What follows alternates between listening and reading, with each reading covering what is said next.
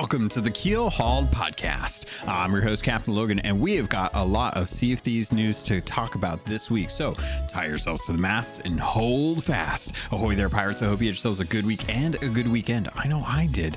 This week, it is the Gold Hoarder episode. We are going to be covering our thoughts and feelings on the latest season 6. We are going to be talking about how it feels overall now that we have a majority of the content, and we dive into the Pirate Legend Voyages a little bit. We didn't want to spoil anything for those that haven't gotten a chance to do the latest adventure, and as a result, we will be covering that next week's episode. So this week we're going to be talking about server stability versus content, and trying to get a good gauge on how the players, the Keelhauled members, how they are feeling about Sea of Thieves and the content that they have, as well as the season 6 and where it kind of ranks. So really great discussion. I had a great time having them on, and we are going to be doing this again next month at the end of the month for all the patrons that are in the captain's tier. So pirates, speaking of, let's talk about them. So before we get into the conversation with the patrons, I want to thank them and those that are not here because they're the ones that went over to patreon.com/Keelhauled podcast to show their support for this Sea of Thieves podcast and make it what it is now. They're the ones that are helping me get to SOT Fest. They're the ones that are actually helping me make sure that the podcast is taken care of as far as like hosting and the quality, as well as the Discord server and paying for the channel. So that way I can get the higher quality of streaming or recording from them when we do these episodes. So it's thanks to them that are supporting this. And I want to thank them by calling out their names each episode. So thank you to People's Republic, El Cute, Slum, Captain Hasco, Chateau Neuf, Chris, Cloud, Cosmic Johnson, Davram TV, El Jefe Esteban, Fergatron, Trickster, Jabaro 5, Kazuya the Rogue, King Flameheart, Lumpy SRQ, Alcarian Darth, Dub Goose, Evil Morpheus, Xbox Mike 29, Munchie, Mutinous Max, Regis Stella, Norwegian, Skinny Matt, Scum Melt 666, Strange Stan, Tarnished Film, That Kilted Guy, TN Professor, Real Big Tuna, Uriel Canes, Big Bad Pad, Mina Fairy, Super Pack, Music Me, The Lore Chronologist, Deadeye Dre, Ghost Boy 20, Murphy Lives, Neon, Evil Martha, Peter Miller, Rooski Doo, Straw Hat Connor, Thor Von Blitz, Windsor Chris, and Zam. Wow. Thank you all so much for your support. It means the world to me. And if it wasn't for you, I wouldn't be in the position that I am to be able to thank you. So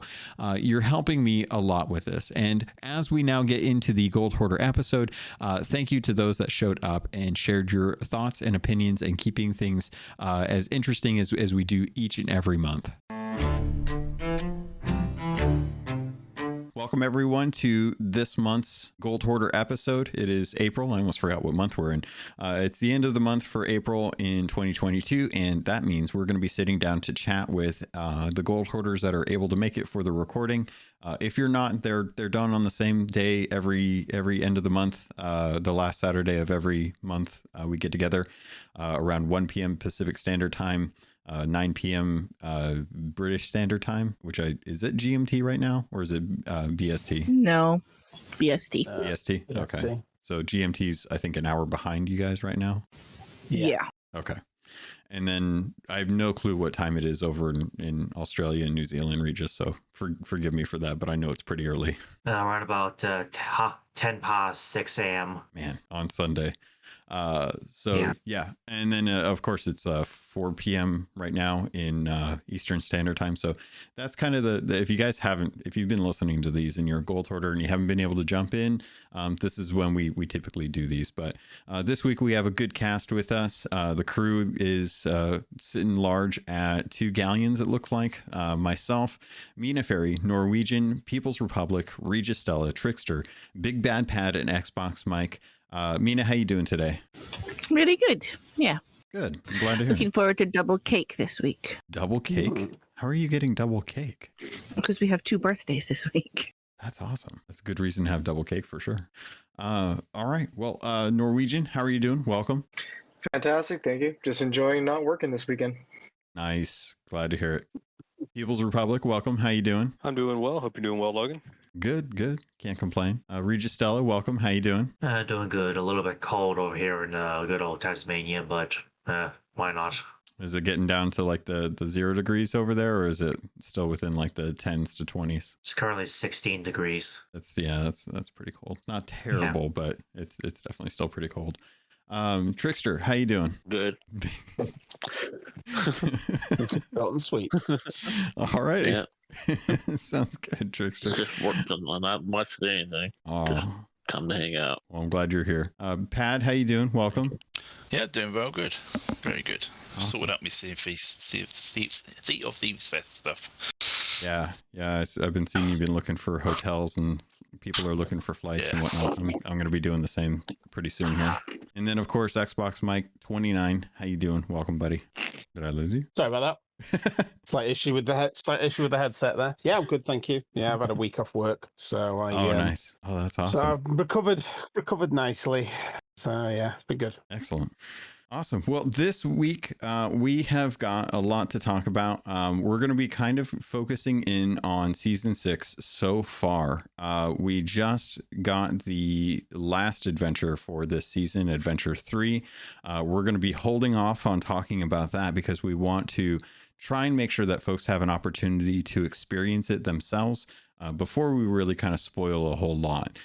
The Athena voyages are now available and the reputation is now increased to 30, and I've had a really good time with it, but if we do talk about that, that'll be a little bit later. There's not much in the way of spoilers for that you really need to talk about unless you start digging into the lore, but I haven't had enough opportunities to do it to really kind of work on like what's going on lore wise with that. So if we do talk about that, I think we'll probably kind of keep it high level and just kind of chat about some of the different feelings about how it plays out, how interesting it is, if it's replayable enough, and how it affects Athena voyage reputation and emissaries and stuff like that. But I wanted to kind of talk about season 6 because now that we have everything that we're expecting with season 6, I'd love to get some thoughts and some feelings on how people feel about it overall. Where does this kind of rank in the list of seasons that we've gotten, considering season 3 was A Pirate's Life, and that was probably hands down one of the best updates for the game that we've ever seen, next to probably 1 year anniversary and like emissaries and stuff like that. But does anyone have any strong feelings on season 6? Like it, love it, hate it? Where are you guys feeling? I've loved it, everything in it so far. Sea forts for me were the best thing. Yeah, actually, just before we went to do this recording, I jumped on for a little bit to go to a sea fort and managed to grab just enough to start pushing myself into the top tier of the emissaries and stuff. Anyone else have any thoughts on season 6? How are you guys liking it? Where does it rank for you as far as the different seasons that we've got? Is this pretty high? Is it okay? Who's got some feelings on that? Yeah, I think it's definitely been probably the best one since the Pirate's Life update. I mean, it's going to be difficult to top that just because some of the the actual stories on the Pirate's Life stuff. If you're a fan of Pirates of the Caribbean, it's it's difficult to beat that, but I would say the content seems to be a lot more spaced out in this update. Yeah. And it's giving a constant amount of things to do, so yeah, it's been really good so far. Has anyone felt like there's been too much in this season, or have they done a good job pacing it, like Mike says? Because I feel like it's been pretty good. I don't think too much content is not enough content, to be honest. We really shouldn't complain about having too much content. Yeah, exactly. Yeah, I agree with you guys. Agreed. I agree with you guys. Peoples, you had some thoughts on this? Yeah, I think that this season the content didn't hit as hard, with me. I mean, we've had the forts, and I think the forts have been fine. But then we flowed into Adventure 2, now Adventure 3, and now we got the new Athena. I think one thing that Rare really stepped their game up this particular season that stands out for me is the pacing of that material. Just like Mike was saying, where you have a couple weeks to work on one thing, and then you have another thing come out. I think has been really good for me. Yeah, I feel the same way. It's been nice to have something to look forward to in the game every couple weeks and stuff, and know that there's something on the horizon that we can look forward to and stuff. Mina, you had some feelings on this? Wanted to see you jump in.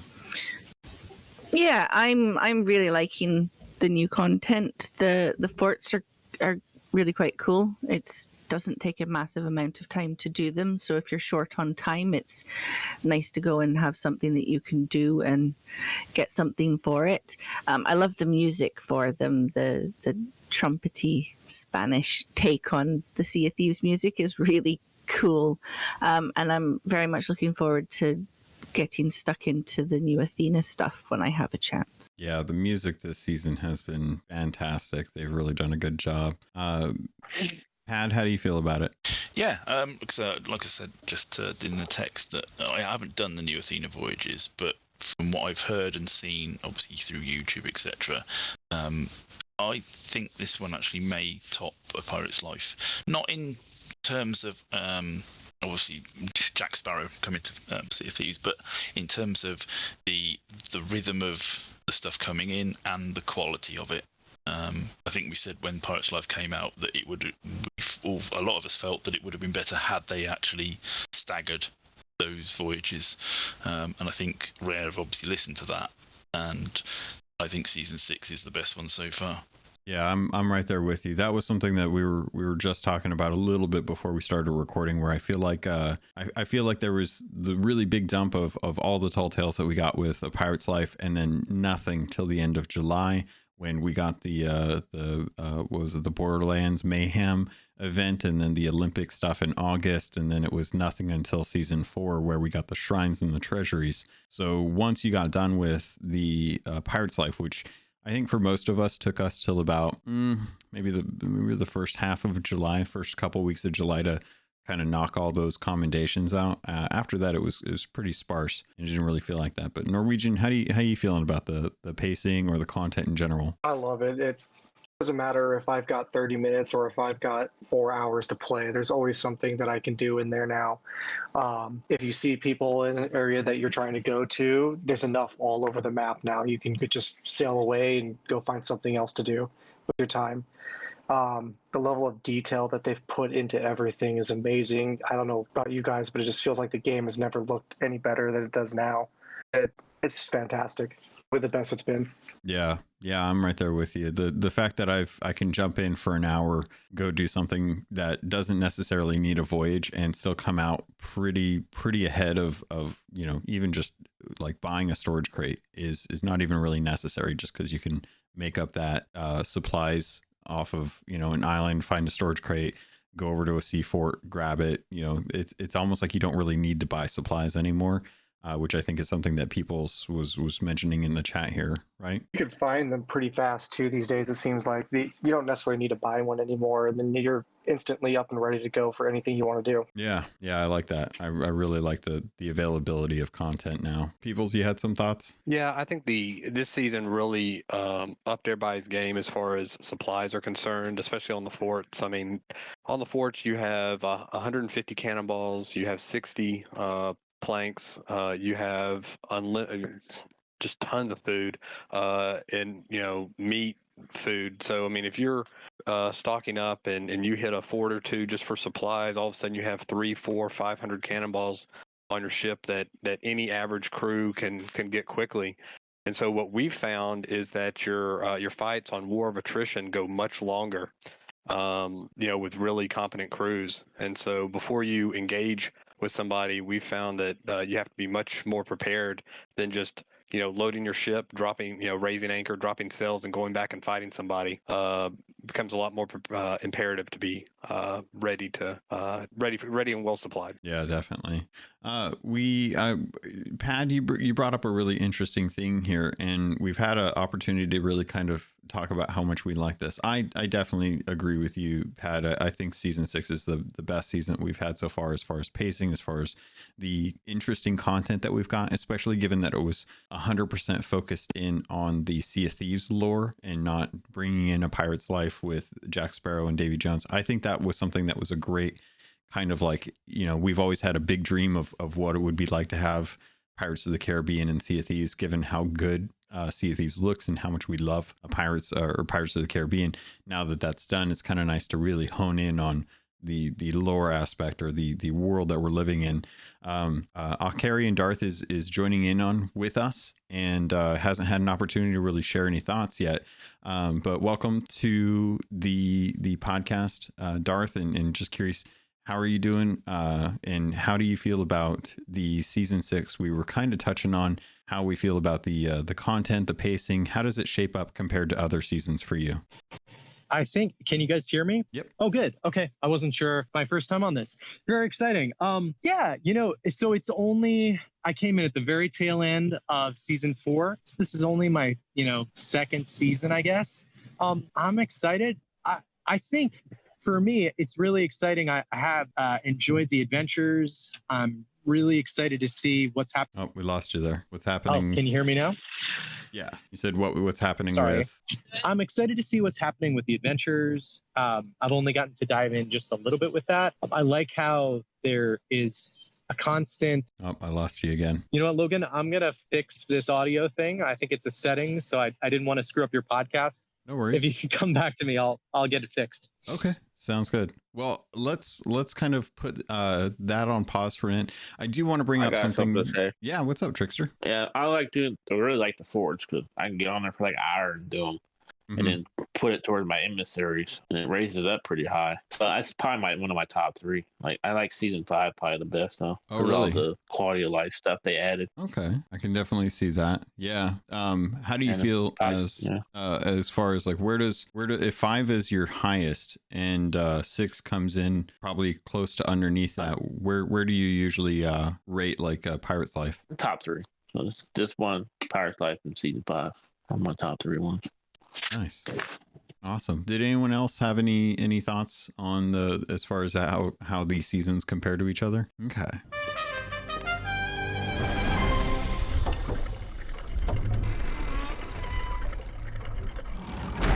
Well, Pat, you brought something up that I wanted to bring up with everyone else, and that was everything feels and looks great, you said in chat, but server stability needs work. What are you experiencing in Sea of Thieves that you kind of speaks to this?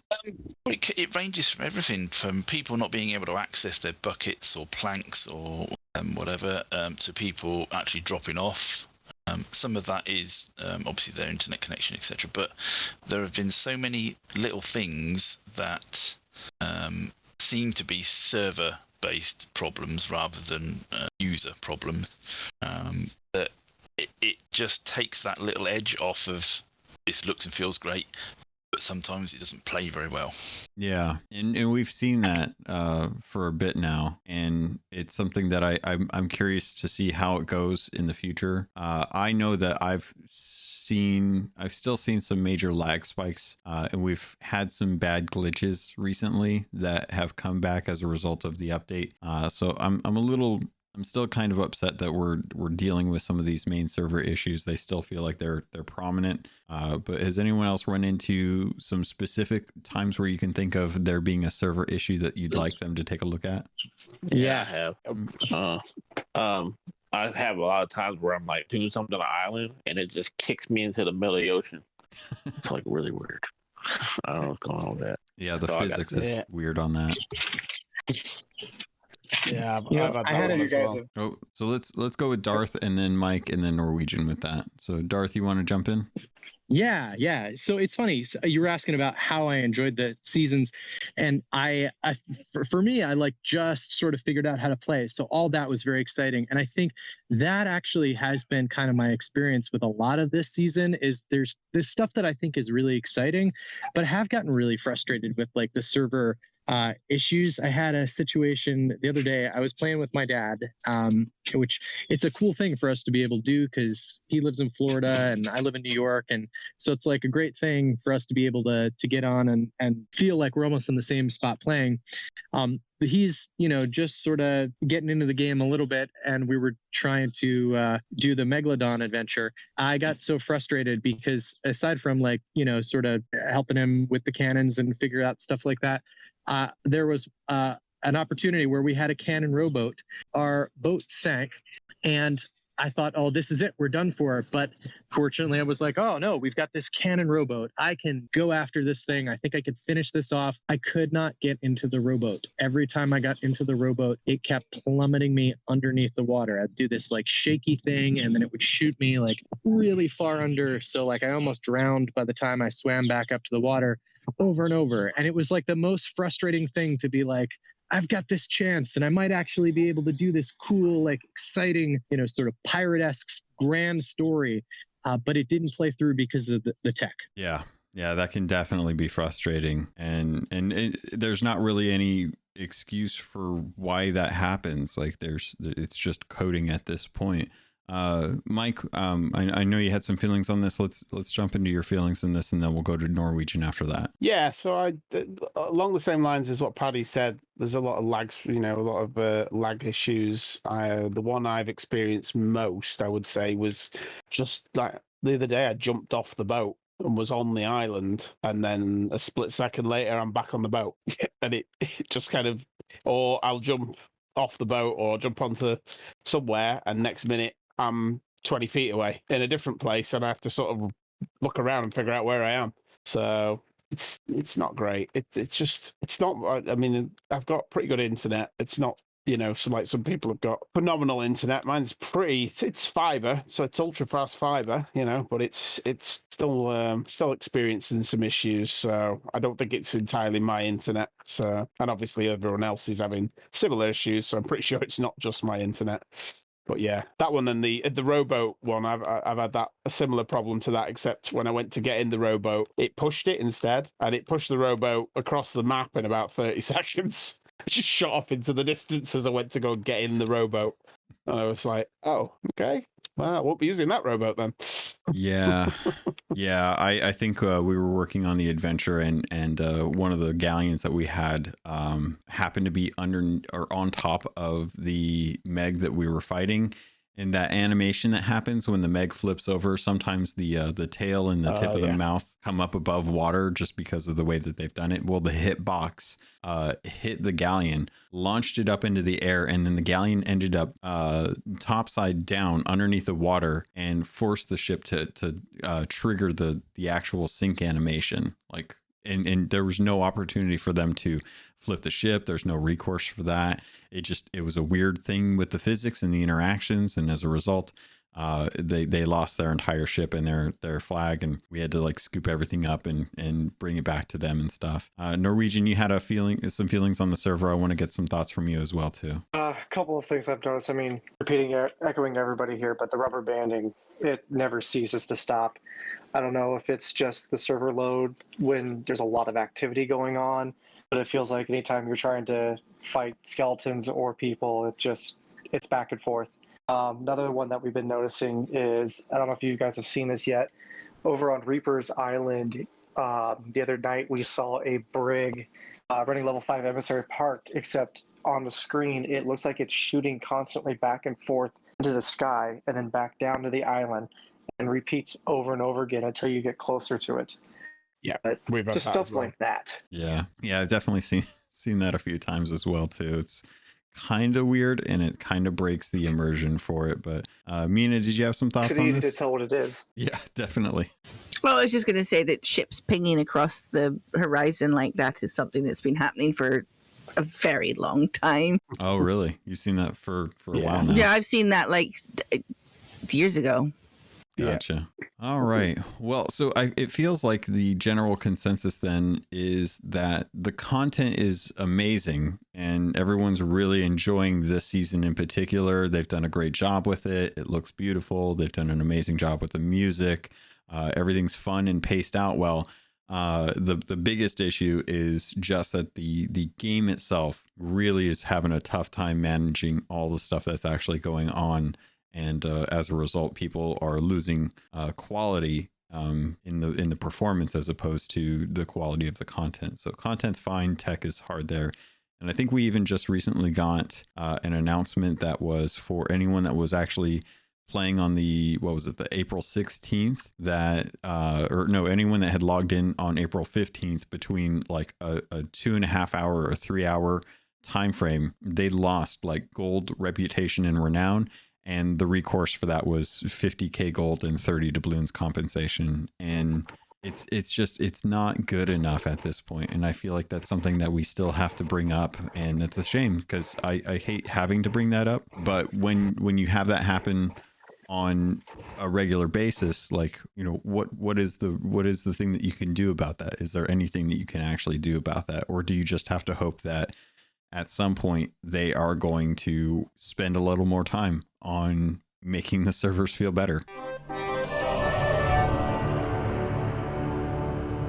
Ahoy there, pirates. This is the ad for this episode, and I did want to let you know, if you wanted to avoid these and just get a regular filler, you can head over to the Patreon. There's a special feed just for patrons that get the ad-free version. If you want to keep listening, though, I can't say I blame you, because this week I want to let you know about Loot Crate and getting 15% off of most crates and crate subscriptions when you use the link and code RobotsRadio in the show notes. Also, you can head over to audiobooks.com, get your first 3 audiobooks for free, and that can include any 2 VIP books, or use the affiliate link for Green Man Gaming. If you're a PC gamer or you'd like to save money on games, it's one of the benefits of being a PC gamer.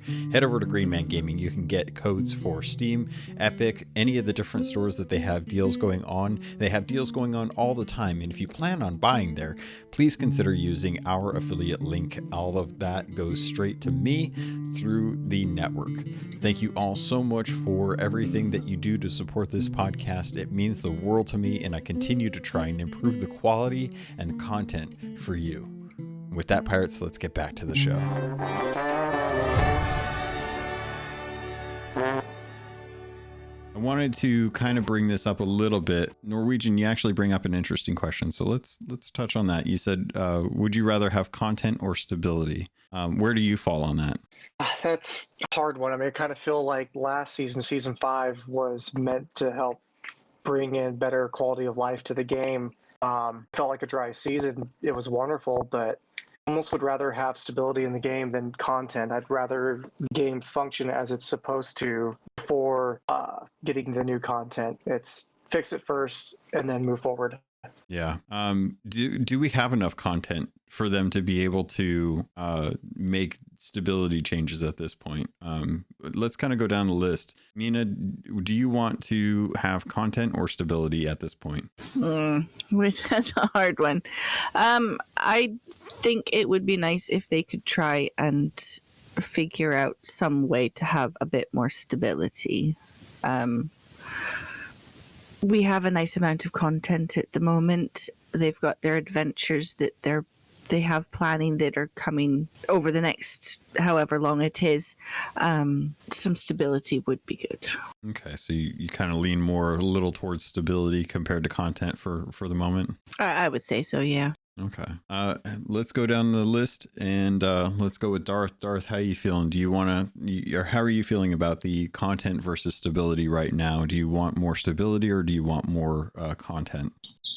You know how when you're being attacked, if you go down and you start repairing the ship, but you move from the cannons, you're like already in trouble and you're going to lose the fight. Mm-hmm. I think it's pretty much the same thing with this sort of question. Like, I absolutely understand the desire to be like, fix the ship, fix the servers, we got to stop, we got to do this. But I think if they stop and they, say, okay, we're going to focus on just, making the game as stable as possible, I think they're sort of messing up everything that they're doing to develop the game in the future. So I think it's a hard challenge for them adding so much stuff. I'm hoping with everything they said about freeing up talent to be able to work on things by closing the arena, which was very sad for me. I know you guys didn't miss it as much, but I'm hoping that, they just need that time in the pipeline, and that now they've got their resources in the right places, and that we're going to start to see that pay off in the coming weeks. Yeah,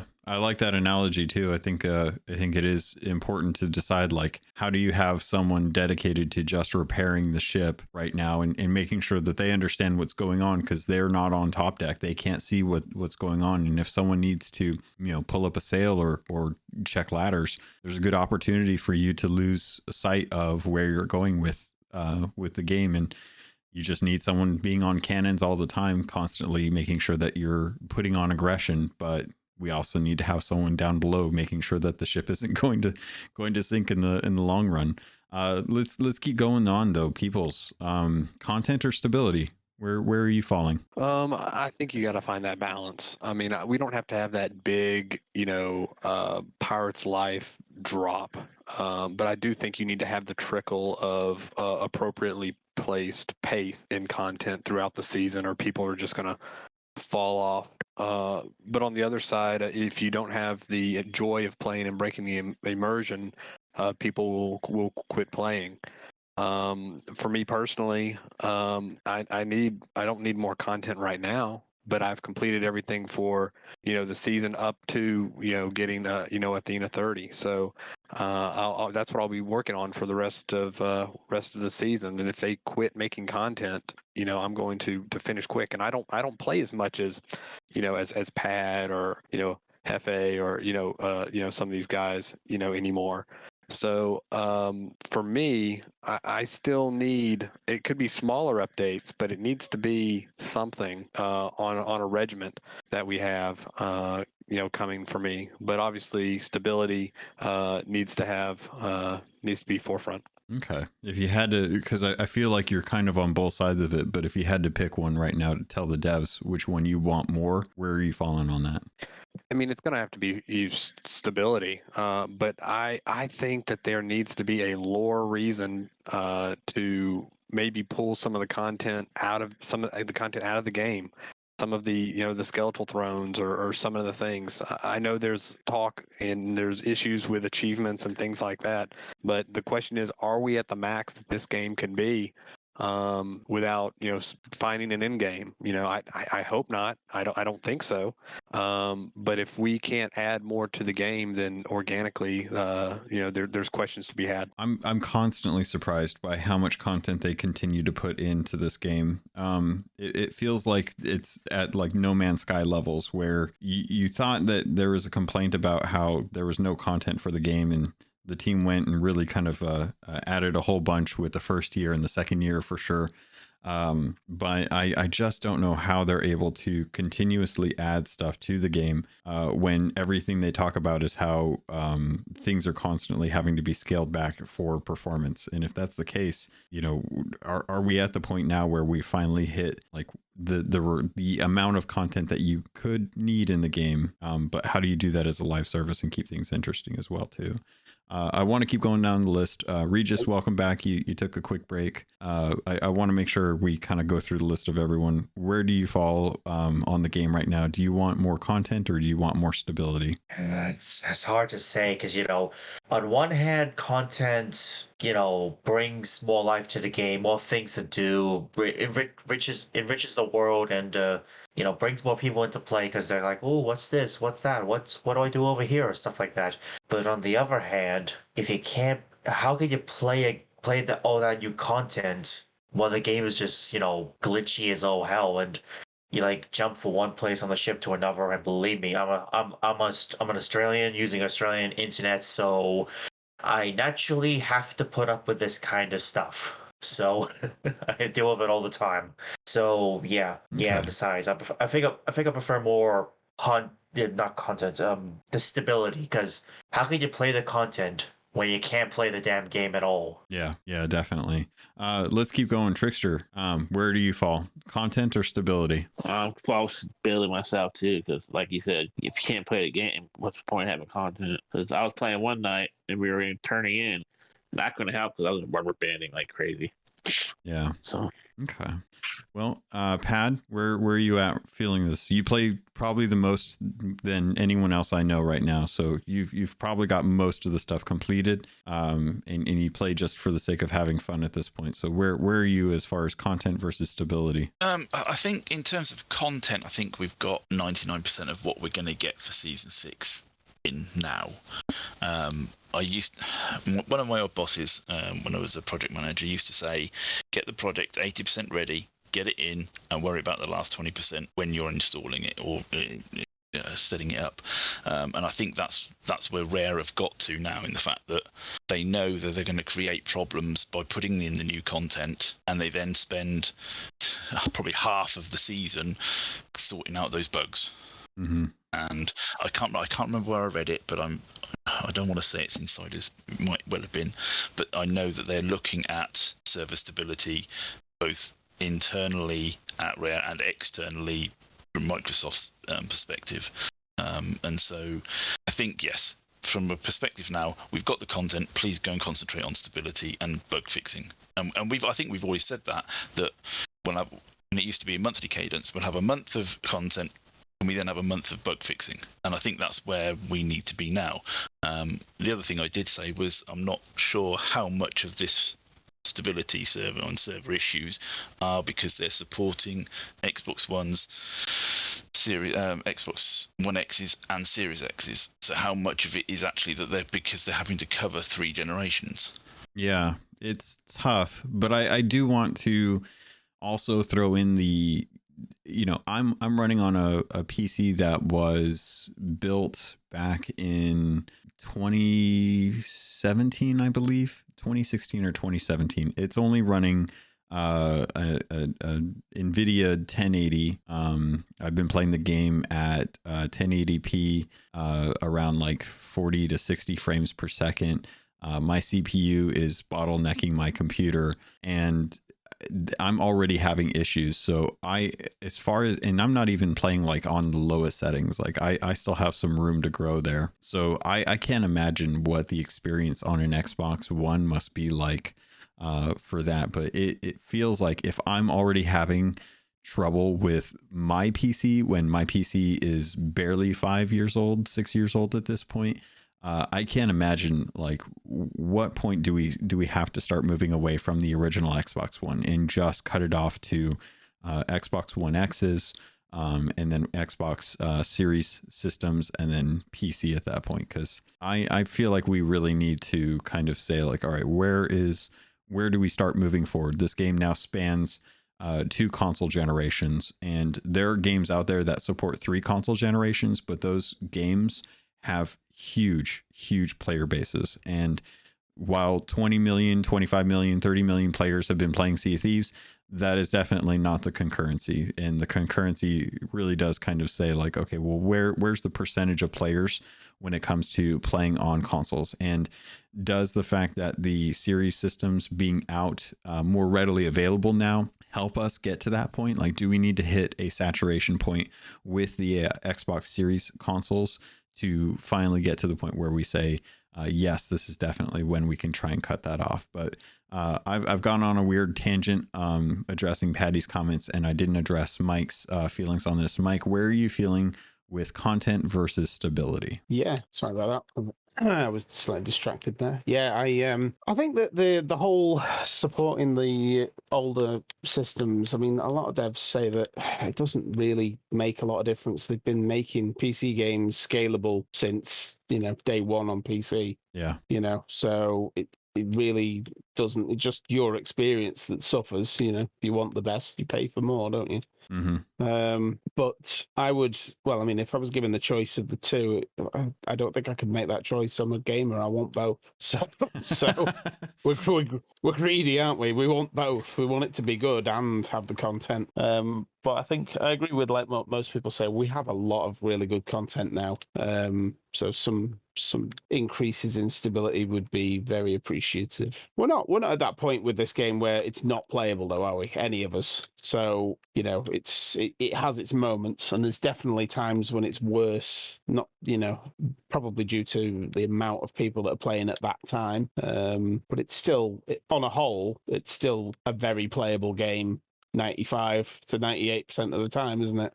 So I'd love to see some stability improvements. Yeah, but I'd also like to see some more content. It's very difficult to choose. Well, I guess a good question that I want to bounce into now is let's talk about the kind of elephant in the room. We've already talked about server stability versus content. I think that everyone's pretty happy with the content. We're still looking forward to the next set of content drops that are coming. But for as far as season 6 goes, that's kind of what's going on.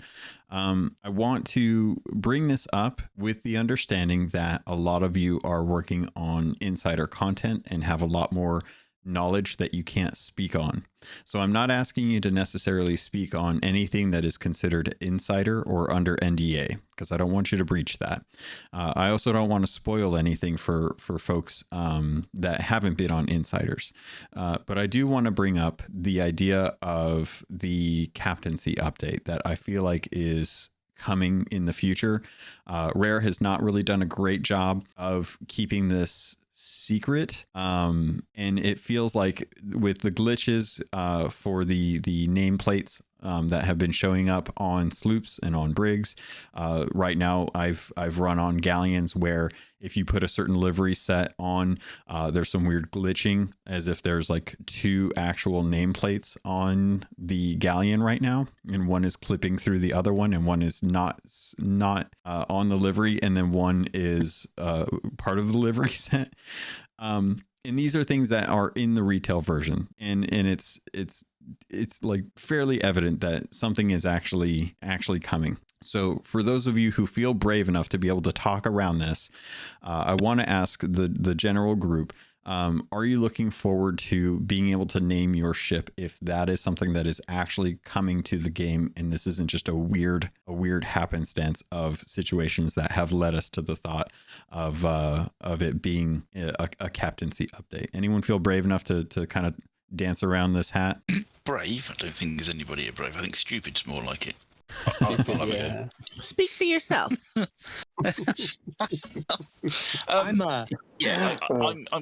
I'm quite interested in it. I will be quite interested in how they go about the naming. Is it going to be similar to the pets naming, or is it a case they're going to give you a set of names you can choose from? That's a really good question. I feel like if they did a captaincy update, if they go down the line of the pets names, there will be some funny names coming out of that to get around get around some of the words you can't use. And yes, I will probably be banned very quickly, peoples. Would it feel like a captaincy update if they gave us names on our ships, but the names were just randomly generated? Like, do you feel like that really kind of satisfies the desire of the community at this point? Jump in if you have a feeling on this. I don't think I'd like that. I mean, I have to say, I don't do insiders at all, and I'm, for whatever reason, extremely compelled by captaincy, maybe because people just keep saying captaincy, and I'm like, ooh, what's that? But if it's just, my name on a plate, if it's not the name that I chose, that's definitely not exciting. Yeah. I and it's resounding no from everyone in the chat here, saying that it would not feel satisfying. If that's the case, it feels like they would have to go with a naming system similar to pets, and I'm really curious if that's something that's going to happen. And people's jump in here. You got a good opinion on this, so let's hear from you. Yeah, I don't think tying it to as generic is good. I think it's about the connection between your ship and your crew, being able to see the Black Rose on the seas, being able to see the Holy Bartender on the seas, being able to see all these different ships to be revered, to be able to tell that story. But my fear, and they've been talking about captaincy since pre-launch of the game. My question is that something, even though we want it and everything would be nice in our minds, none of us really know what that looks like. Is that something that we really need pushed on us now, if we're already seeing glitches on the ships and it's not even in the game? Is it something that we could push out, and the game, the populace wouldn't know anything of the wiser? Let's fix what we've got now and give them time to do this, as opposed to introducing something that is going to be something else for them to have to fix later. Look, I've got a great solution that does both of those things. We've got those jail cells that have already been introduced to the game. You can just go around to the jail cells until it randomly gives you the name that you like. There you go. You could spend all day doing that. Yeah, that would definitely be interesting for sure. Let's see. I'm trying to read chat here. Norwegian, you had a question? Oh, no, it's just asking a question in the group checks. Okay. the runes and things. Do you mind if I read it? Go ahead. Okay. So the question here, and I think this is pertinent, is you asked in chat, didn't Rare say that the ships are already putting the biggest strain on the system? And the answer is yes. The ships are the most expensive items in the game as far as like what you have to deal with when it comes to server and stability. So that begs the question, does a captaincy update do something to the ships that actually kind of maybe helps that performance? Maybe they're trying to go back to the ships and actually look at those code wise and actually see like, is there a way that they can improve the performance or the strain on the system with a captaincy update, and would that be less of an impact on the servers as a result? Maybe they're going to try and actually fix the ships so they aren't the biggest strain. How do you guys feel about that possibility? A couple of ideas about the captaincy and that in general.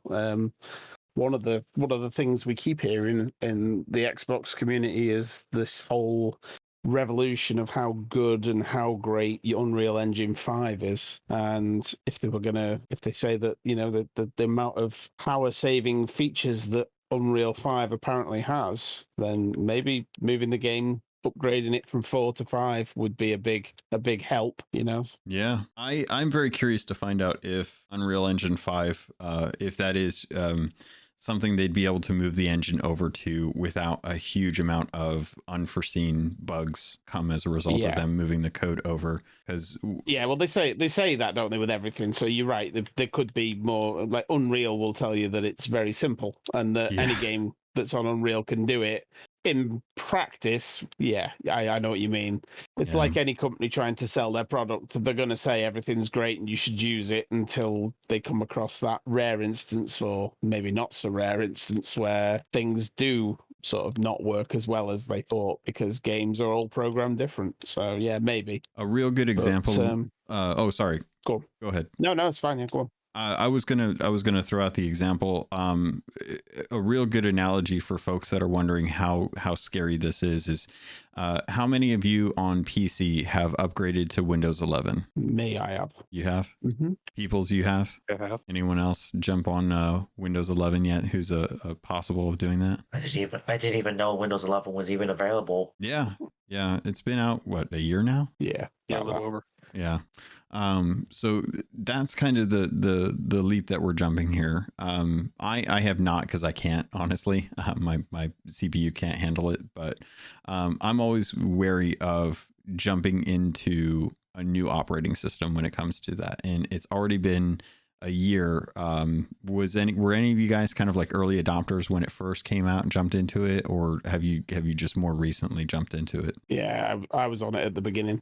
Okay. Any major issues that you noticed with that? Very few, to be honest with you. And I've been on most insiders for all of the Windows since Vista. Okay. And this one has been the smoothest by far. Yeah. I know you're a big fan of being on that cutting edge when possible. Yeah. Peoples, you said that you waited until a proper rollout.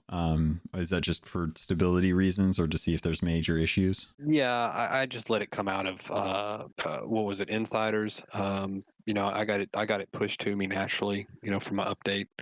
But I've been using it for a little over a year, and I haven't had any issues aside from, you know, just trying to learn navigationally where stuff is sometimes. But everything else has been relatively stable.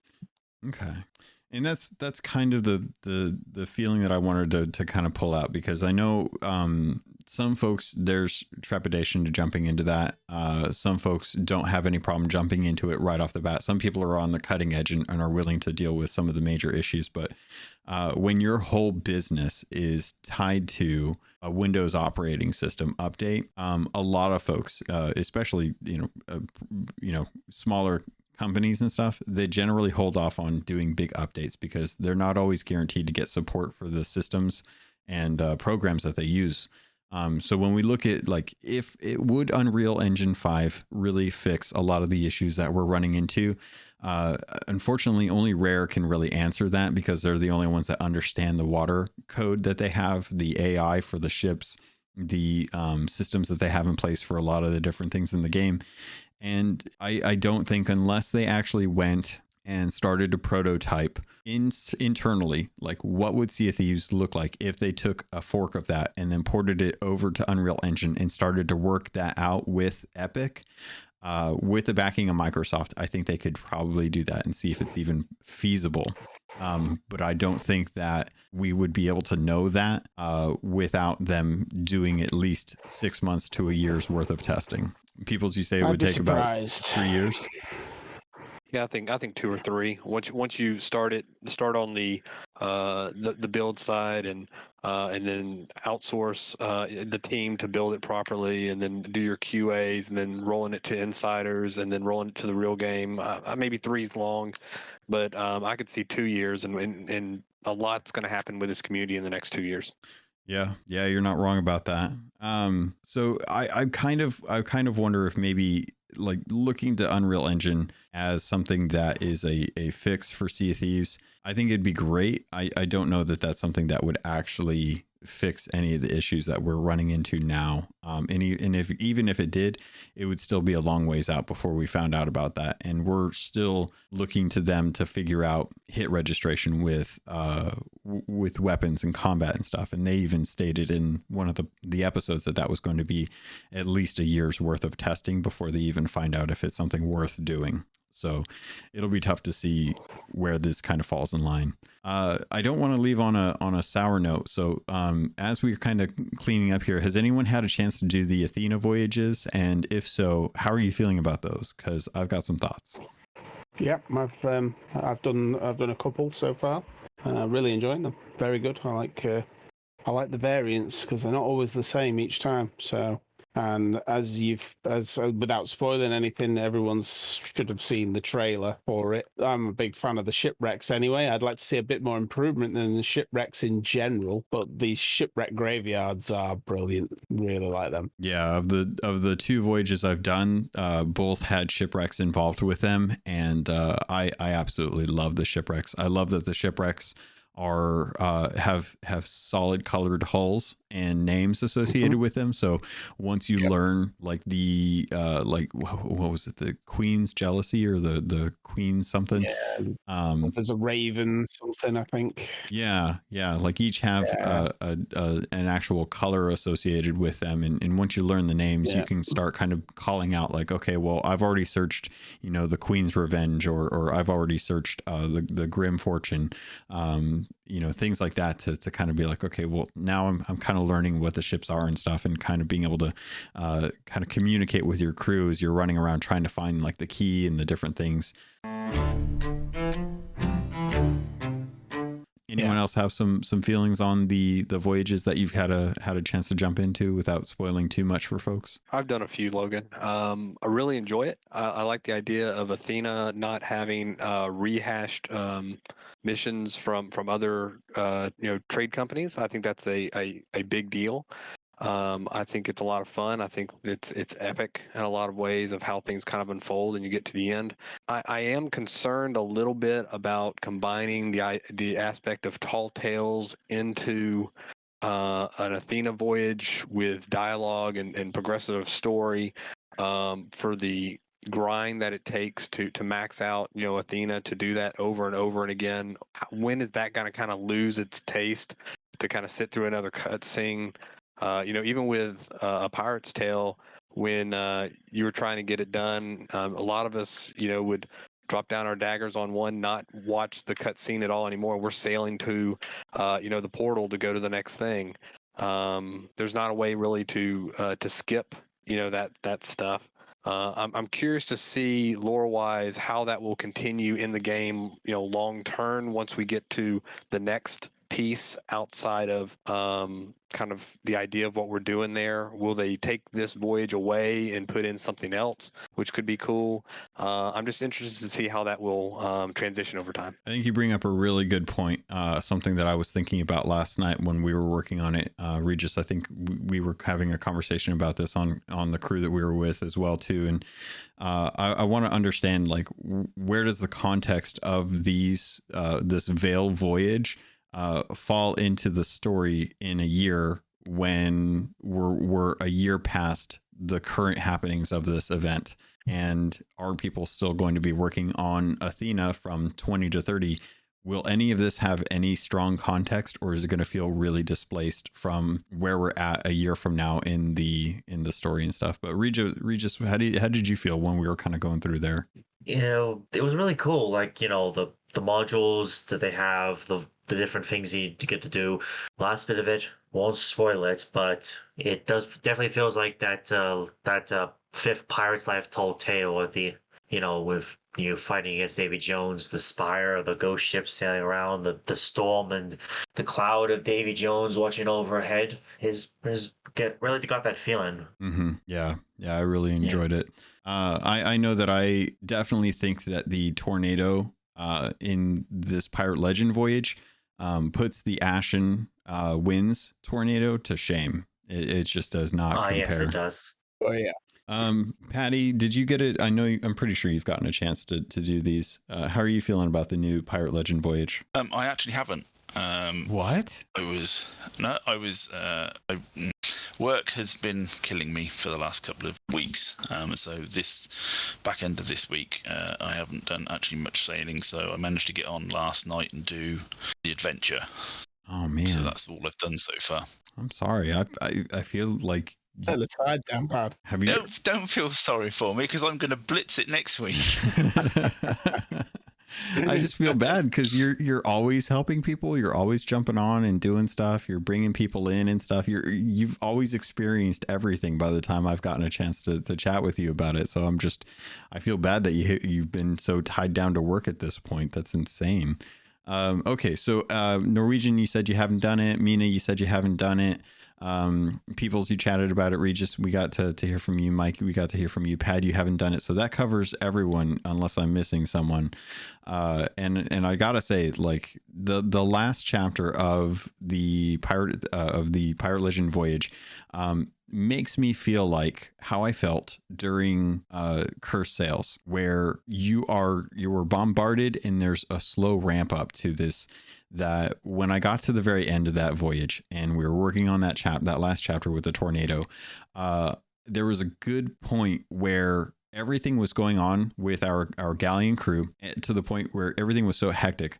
I found myself hanging out on the bottom deck, just waiting for repairs and keeping on top of stuff because it was so hectic. And it has been a long time since I have felt like I have had to consistently stay down below deck, focusing on just repairing while someone else focused purely on sailing or helming. And then the other two folks are just working on taking down ships and working on the forts and stuff. It has been a long time since I felt like there has had to be everyone dedicated on. Someone usually will go out and they'll either grab supplies or they'll be working on cannons, or someone can usually start playing around with something, and you don't have to have that much focus. But this was amazing in that sense, and I've been really happy to see just how good of a job they've done with this final chapter. But it really does come down to exactly what Peoples was talking about, where I felt like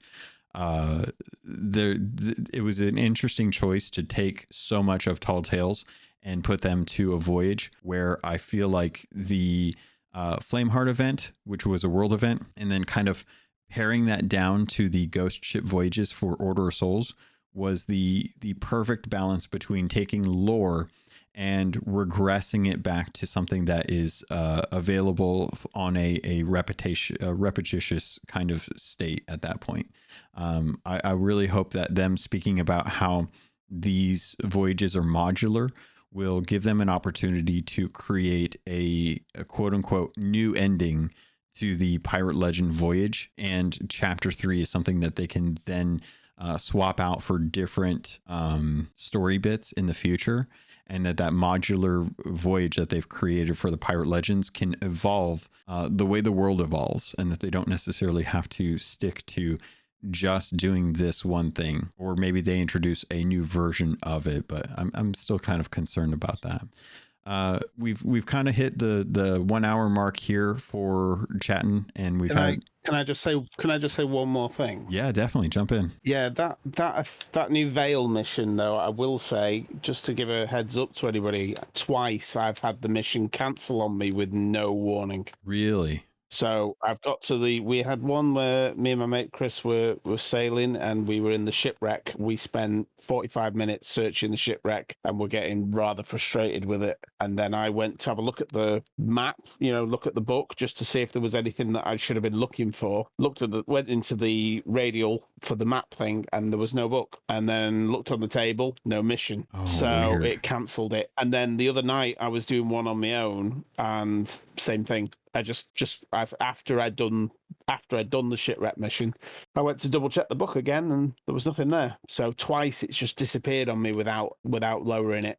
So just to give a little bit of heads some up. warning. That's all. Yeah. I haven't confirmed this, and I haven't run into this, but I know there's been some discussion around the ancient chest that is part of that voyage, having loot disappear inside of it as well too. I've heard that as well. I was sailing last night with, I think it was Uriel, from the Discord, and he was telling me that don't leave anything in that, carry it individually, take everything out of it. Yeah, so yeah, I've heard that. It's not happened to me. I've not had any problems with it personally, but yeah. Yeah. So a couple PSAs out there for your pirate service announcements.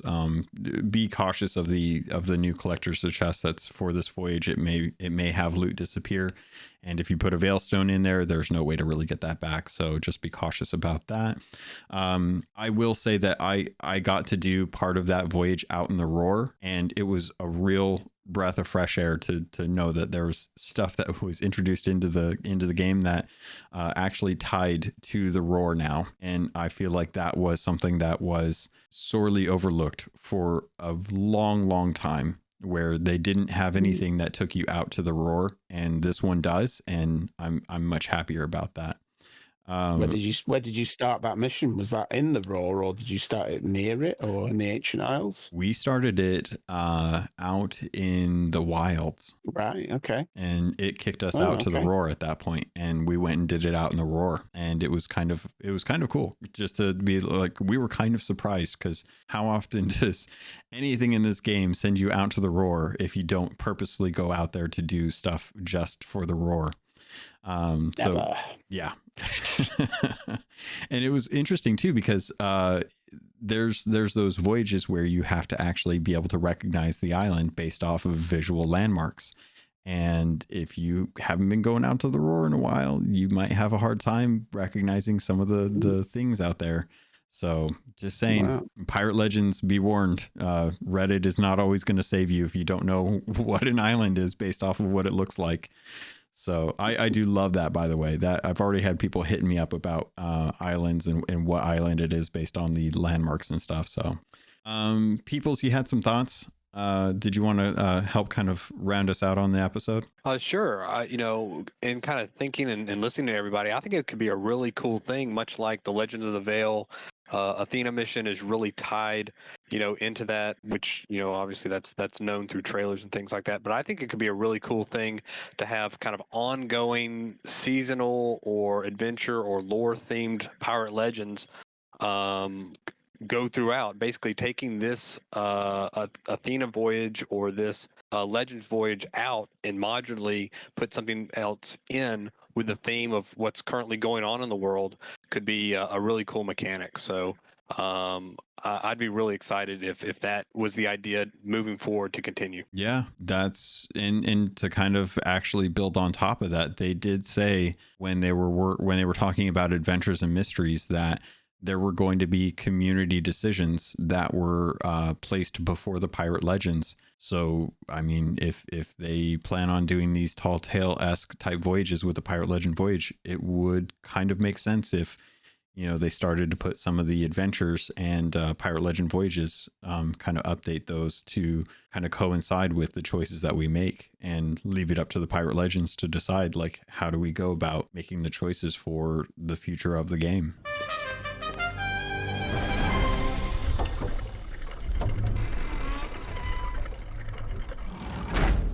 Was there anything else anyone had some last minute thoughts before we top off this episode and kind of finish it up? Awesome. Well, I do appreciate. Oh, Mike, you got something? No. I was just gonna say no. I think we're good. Awesome. Well, yeah, I feel like we've covered a lot of great ground, and it's been really good to hear how you all feel about this.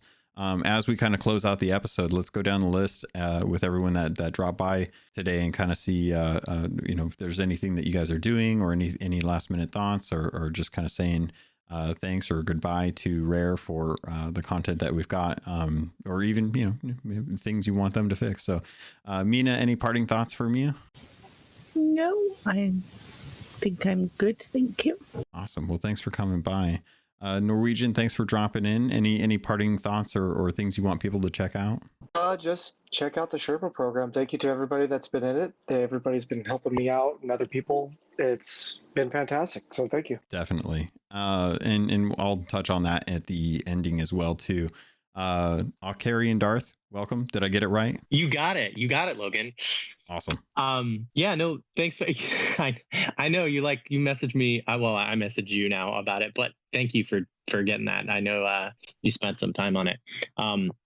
Yeah, no, I just wanted to say how much I enjoy this community and all the people in it. Thank you for building it. And also thanks to Norwegian and Chenzo and all the people who did the Glitterbeard for us this past week in the Sherpa program. That was a really cool experience. Yeah, definitely. I'm glad that they got a chance to get people in to be able to do Glitterbeard. It's an amazing event, and it's sadly tied to having 8 people necessary to be able to do that. So I hope that they get a chance to kind of schedule another one out through the Sherpa program.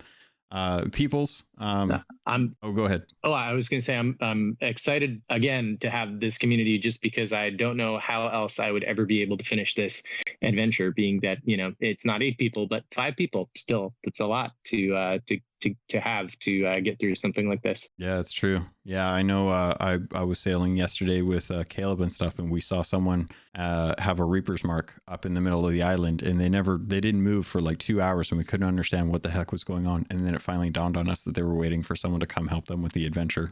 With Peoples coming in here, one of the new mods for the Discord, welcome, and thank you for joining this week. Any parting thoughts or statements you'd like to make? No, I think we're all spoiled about this community. I think we have a lot of really great people, a lot of seasoned people, a lot of people across the gambit. Just encourage people to stay active and to if you got a question, don't be scared to ask it. There are no silly questions, just silly people. And just really appreciate you, Logan. Thank you for having me. Yeah, definitely. I'm glad that you're here with us.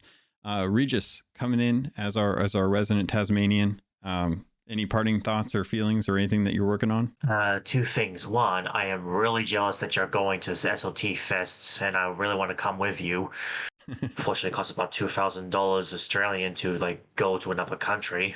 Yeah, it's expensive. Oh. Yeah, and secondly, I know I haven't uploaded a new chapter of my fanfic yet, but I'm working on it, albeit very slowly whenever I feel the urge to do it. So expect that in the next few months, I guess. Depends how long I take. Yeah, for sure. Only when, work when the muses work for you. Definitely don't push something if you don't feel the passion for it. Yeah, obviously. And of course, Big Bad Pad coming in. How are you doing? And then, of course, any parting words or feelings as we kind of head out? No, I'd just like to say congratulations to Rare for obviously these last 2 updates in terms of the Athena Voyage, which I haven't done yet, but I know obviously from people's YouTube videos they look quite exciting. And obviously the new this week's adventure. And yes, please work on some stability, please. That would definitely be nice. Xbox Mike 29, as always, coming in to join us on these episodes. Thank you so much. Any unboxing videos or any videos that you want to promote and share with us that we can go check out? Yeah, so I did my latest video was for the vinyls, the Sea of Thieves vinyls.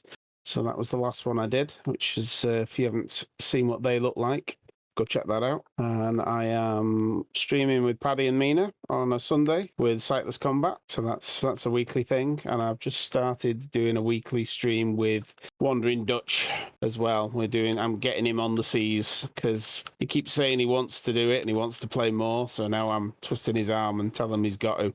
So we're making a regular thing of it. So that's every Tuesday now. Oh, that's awesome. Yeah, and you've been on the midweek mix up with Wandering Dutch for a few times now for sure. I've just been accepted as a regular. So, congrats! Yeah. Oh, that's awesome. Yeah, so I'll be on there. I'll be on that. I should have mentioned that as well, really. But yeah, that's every Wednesday night. Yeah. So that's at 7 p.m. GMT. So yeah, good show. Thanks for reminding me. Oh, no worries. Yeah, it's a good show. I love listening to it. And yeah, the vinyls look great too. And I have no idea like what the little ghosty thing on that is. But I'm sure. Yeah. I still want to find out what that is. I still want to talk to someone about that. But and then just to kind of add a little more context to the Sightless Combat stream that's going on tomorrow. What is it? I know it's like it's in the afternoon GMT, but it's like 7 a.m. Pacific Standard Time. What's the time frame for that? It's like 3 o'clock for us. 3 till 5. Yeah, it's 3 till 5 BST. Okay, and you guys are doing Gears 5 Hive Buster stuff tomorrow? Yeah. Cool. Unfortunately, folks won't be able to tune into that because the episode won't be out until Monday, but that is a regular stream. And I would recommend you guys, anyone listening, go and support Sightless Combat and support Wandering Dutch and everyone here and stuff. It's good people in the community for Xbox fans and stuff. Awesome. Well, I think that is going to do it for this episode. Thank you everyone for joining. Thank you everyone for stopping by. Again, we're doing these every last Saturday of the month for the Gold Hoarders of the patrons. They get their own channel. They get their opportunity to jump in here to chat and just kind of have a good conversation about Sea of Thieves and really kind of see where the state of the game is from community members and not just streamers or YouTubers. All right, pirates, that's going to do it for this episode of the Keelhauled podcast. Thank you to all of the Gold Hoarders who joined in. And again, if you were part of the Patreon program and you were part of the Captain tier, you have an open invitation to join us as well, where we come on every month to talk about Sea of Thieves and how things are going. We've had a really good discussion this month, and I'm looking forward to what next month holds, just because we'll have a little more information, a little more experience under our belt with the latest content as well as the adventures. Hopefully the mysteries coming this season still. And I look forward to find out what those are. So pirates, thank you so much. If you want to get a hold of me, there's plenty of ways to do that. Head over to Twitter on at CAPT_LOGUN. You can always go at Keelhauled Pod if you want to hit up the podcast Twitter feed as well. And also, if you have some time, if you have an opportunity and feel like it's worth it, feel free to head over to iTunes or Apple Podcasts, whatever they're calling it nowadays. There's a 5-star rating system there that will help people who are looking for Sea of Thieves podcasts to know the quality of this one and how you feel about it, as well as Spotify. Spotify is also doing 5-star reviews as well. If you happen to be listening on Audible, I don't know what to tell you, except I hope you're reading a good book after this. Pirates, with that, if you want, there's always the Discord server as well, too. You can always jump in and see what other players are doing, especially with this adventure that we're in right now. You need 5 people to be able to do it, and the best way to do that is to do it with people that you can trust to get a couple ships on a server and help you with it. No randos betraying you, everyone just helping you out.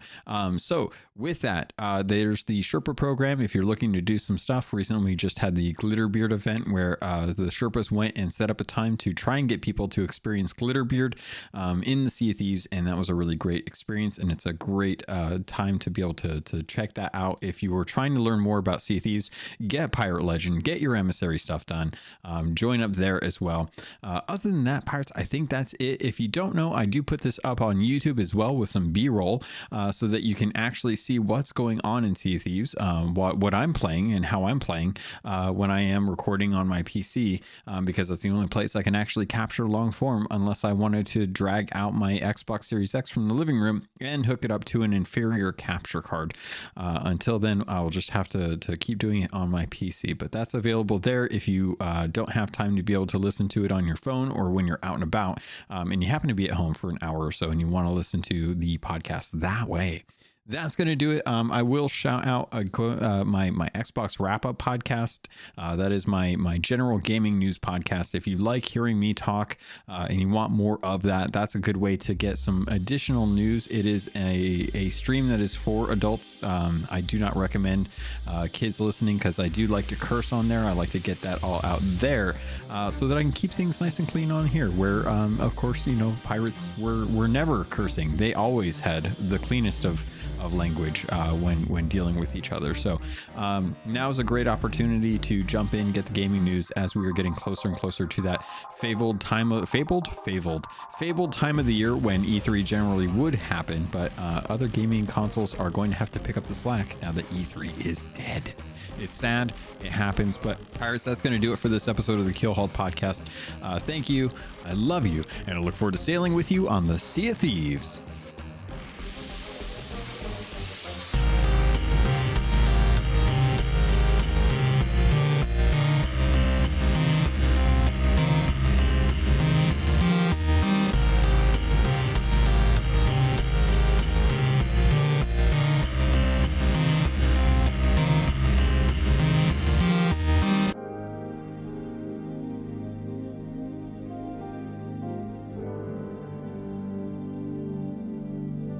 You've been listening to a Robots Radio podcast.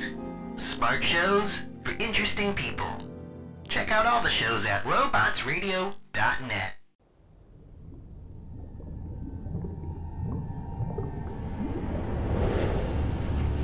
Nominated in New Jersey's Here Now Audio Fiction Festival 2020, it's BioShock, the Midnight Series. Based in the dystopian underwater city of Rapture, witness what it was like for civilians from different walks of life before and after Andrew Ryan's city fell. It's a tale of deception, downfall, and survival.